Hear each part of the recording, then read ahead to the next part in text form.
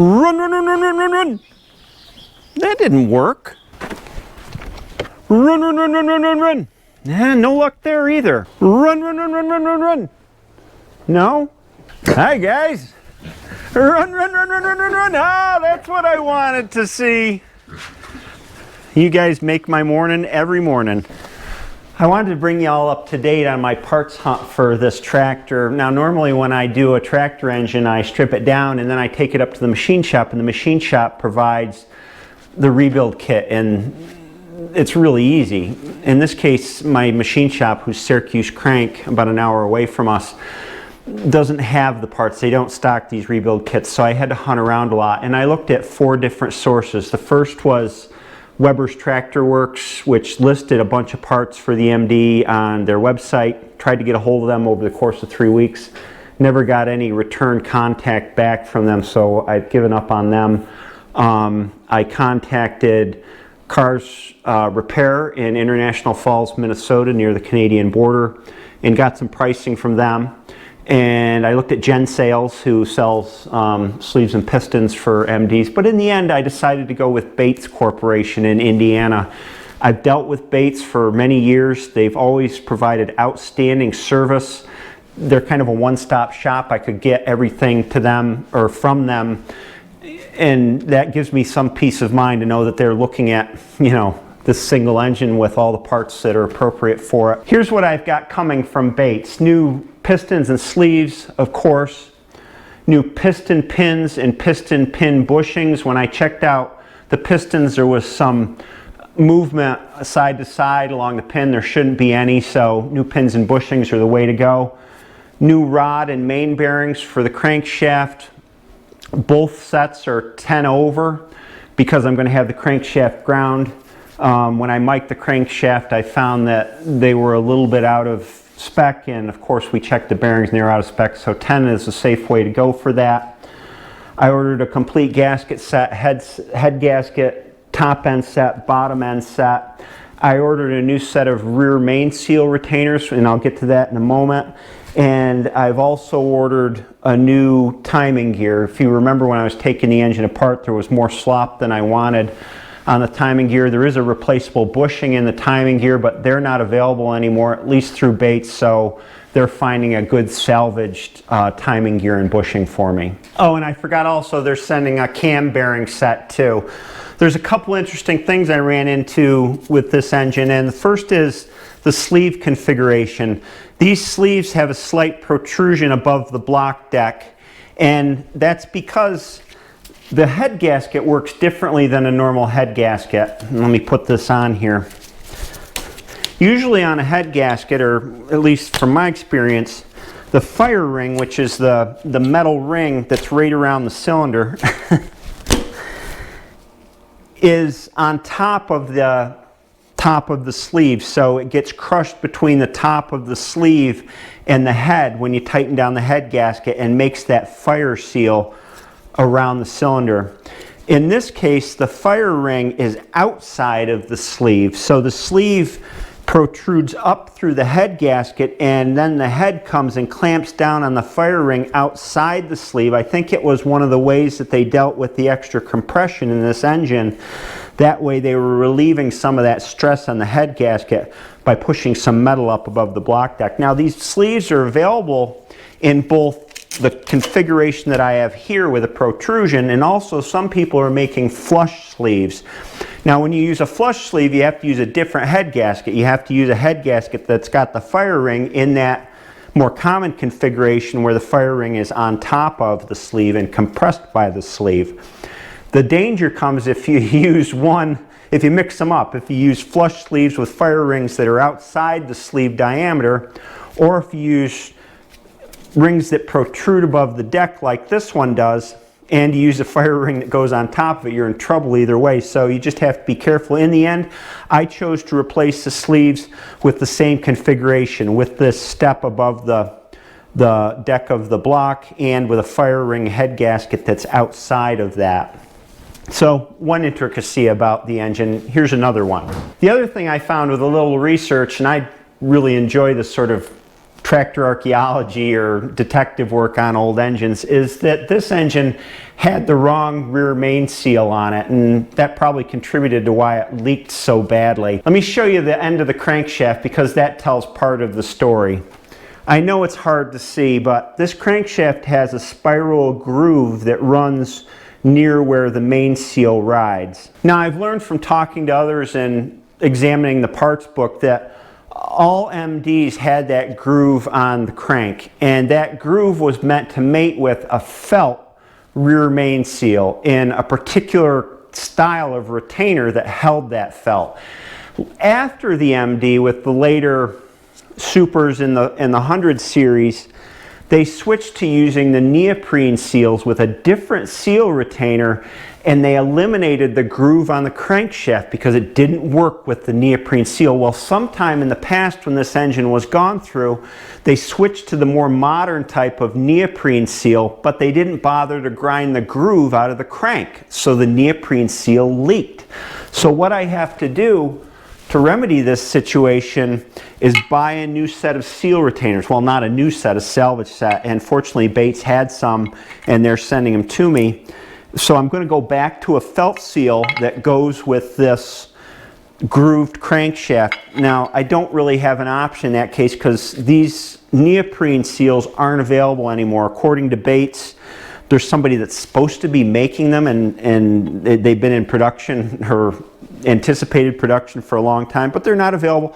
There's nothing wrong with felt seals. I've got other tractors with felt seals that hold their oil just fine, so I'm not real worried about that. It's just an interesting little piece of history. Now, the next big thing is how much are all these parts going to cost? Well, remember I said that if I were redoing a regular a complete engine rebuild kit would run a little north or south of $1,000. I'm looking at 5 to 6 times that for this engine, just in what I've ordered so far. Plus I've got the injection pump rebuild and the injector rebuild. That's going to run around $1,600. So, you know, I'm approaching $7,500 already. I've still got a lot more things to go through. I'm sure I'll have a lot more parts to order. One major decision that I made is to do everything what I would call the right way. If this weren't a family tractor and I hadn't committed to doing the whole job the right way, I probably could have gotten by reusing at least the rod bearings and maybe the main bearings too, and I could have found used sleeves and pistons, and I probably could have gotten away without replacing the cam bearings and saved quite a bit of money, but that's not the point of this project. We're going through this the right way. I'm trying to do everything the best I can. We're replacing any components that I have any suspicion about, and that's the way it goes. It comes with a big price tag though. The other big bill that I haven't talked about is, of course, all the work that the machine shop's going to do. I'm going to get my parts probably the end of this week, the beginning of next week, and then I'm going to take everything that's needed up to the machine shop. The block, the head, the crank, the cam, the connecting rods, to have the machine shop do their work. What is the machine shop going to do? As I said before, I have them bore out the old sleeves so I don't have to mess around with trying to pull these out. They bore them out, and then they'll install the new sleeves. They'll check the piston clearances to the new sleeves a lot more precisely than I can. I'm going to have them grind the crank, the mains, and the rod bearings on the crank to 10 under so that the new bearings are within spec. I'm going to have them clean everything. They'll run the block and the head through what looks like a giant dishwasher, and we'll get all this grime out of there. I'll have them check the flatness of the block, deck, and the head, and have them plane both if they need it. I doubt that the block is going to need to be decked or planed. I've never had one that needed that, and we're going to get into issues with the sleeve protrusion if the block has to be decked, so I'd rather stay away from that if possible. There's a set of parts that would come normally in, say, the regular M rebuild kit that I was talking about the prices for that I did not order for this, and that's new valves, new valve springs, new valve guides. I'm hoping that these will be okay. I'm going to have the machine shop check them out. They'll disassemble the valves, check out the valves themselves. I usually have them put in hardened valve seats, have them grind the valves. They will clean up the block. They'll take a closer look at this crack, which I've been kind of scared about since day one. Although, as I've said, It looks like it was brazed well. It never leaked in the years that we used it. We never had problems with water in the oil or vice versa. So I think it's okay. It's wishful thinking, because if I have to go looking for an MD head that is not cracked, it's going to be a long search and it's going to cost me a lot of money to buy one. The theme here through all this is that this whole process is taking a lot longer than I would like. It was compounded by the holiday season and all the breaks in between things there. I want to get this engine to the machine shop because I know I'm going to be sitting and waiting for it for a couple weeks at least for them to get done. So I'm in a hurry to get the parts here and get things moving along. I don't like to leave things sitting. My job in the meantime is to start going through all the sub-assemblies. I mean, I can take them one by one. I try to take them first with the first things that are going to go back on the engine, so things like the oil pump and timing cover and all of the bits and pieces. Clean them up, check that everything is within spec or what needs to be replaced, put them back together, put a coat of paint on them if I need to. I like to paint the engine all together as much as I can once I get it assembled, but there's some things that are hidden while painting, so some things will need a coat of paint. I'm going to be cleaning and cleaning, the biggest part of tractor restoration. When it comes to cleaning parts, I'm pretty old school and there's a bunch of steps I go through. I never clean everything together, say with a sandblaster. I would never think of sandblasting a whole tractor no matter what the media is. Never in my book. You can't do a good job. I would never paint a tractor altogether. I hear about these people say, oh yeah, yesterday I painted my tractor. I'm thinking, wow, how long is that paint going to last? I take it all apart and I clean it piece by piece, and I'll show you the process here. This is the front timing cover. The first thing I got to do is knock the crankshaft seal out of here. There we go. I love these old seals and I'm sad you can't get them anymore. This is a double leather seal for the main crankshaft seal. The one that's going to go into replacement isn't nearly as robust as this. It's going to be a neoprene single seal, and can't find these, and I wish we could. Now that this is stripped of all the parts, and this is obviously a simple one. If I were doing, say, the intake manifold, I have a lot of work.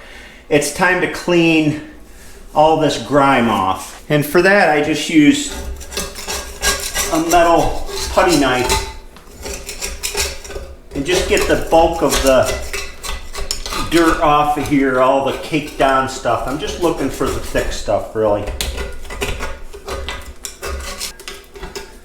The nice thing about doing it this old way that I do it, or this simple way, or this really slow way, is I really get to look closely at every part that I'm working on. It helps me catch anything that might be amiss. Now the next thing I do, I know that Safety Sam and Nervous Nelly are going to be all over me for this, but you know, I don't really care. I use a grinder to clean these off, and yes, I'm in a shop. I open up a window, I open up the garage door. Sometimes I put a fan in the garage door. Sometimes I wear a mask, you know, with the Vaseline seal and the double filters on it, but I'm not going to be cleaning very much today, so I'm not gonna.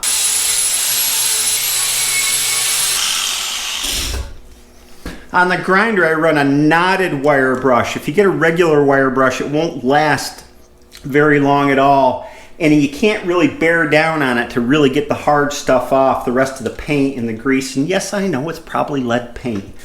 But these knotted wire brush, I try to buy good ones. This, I think, is a DeWalt brand since it's yellow. And these will last a long time. I'll probably go through 3 or 4 of them on this tractor, though.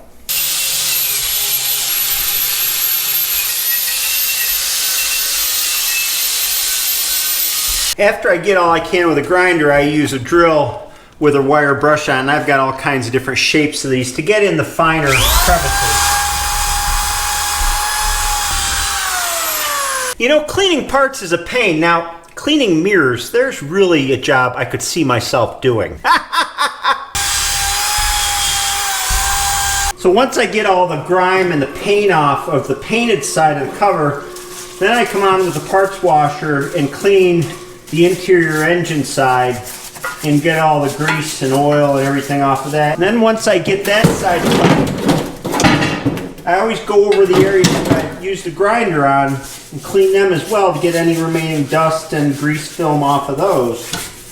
The order of this changes sometimes depending on the part. Sometimes I'll run it through the parts washer before I do the grinding. And sometimes I do it afterwards. It just depends on which piece I'm working on. And then usually after I'm done washing them, I let them drip dry in the parts washer drain pan. But I'm going to clean this one off with an old rag so you can all see how it looks. And this is what we wind up with. Most all the paint's gone. There's some left in little crevices, but it's firmly adhered. There's no reason that painting over that would be a problem. I go through these one by one this way. It's a lot of labor. I kind of enjoy doing it in a twisted way because I really get to know every part, and I don't know, there's a zen in cleaning parts, I guess, just like any other task like this. I keep the clean parts separate. I put a big old sheet over them to keep them from getting dusty. When it's time to paint them, either after they're assembled or if I paint them individually, I go over them with solvent to take any remaining grease off the surface before I prime and paint them. So this is going to be my life in the shop for the next 3 weeks or so till the engine comes back to the machine shop. I'm going to be going through this pile and cleaning things using my laborious method, and I know lots of you are going to have ideas of how to do it quicker, ways that you've done it. And I've talked to all kinds of people that do old tractors, and they all have their unique way. This is the way I enjoy doing it. In the next bunch of videos, since I've got really nothing else to do in the shop for the next 3 weeks or so but clean parts, I'll be showing you some of the parts cleaning and some of the more interesting assemblies that I disassemble and evaluate, like the carburetor, which is pretty unique, the intake manifold, which has a surprising number of parts, and the water pump, which on these old tractors has a lot of parts, fuel filter system. I'll be going through all these, so stay tuned, have a great day, and I'll see you next time.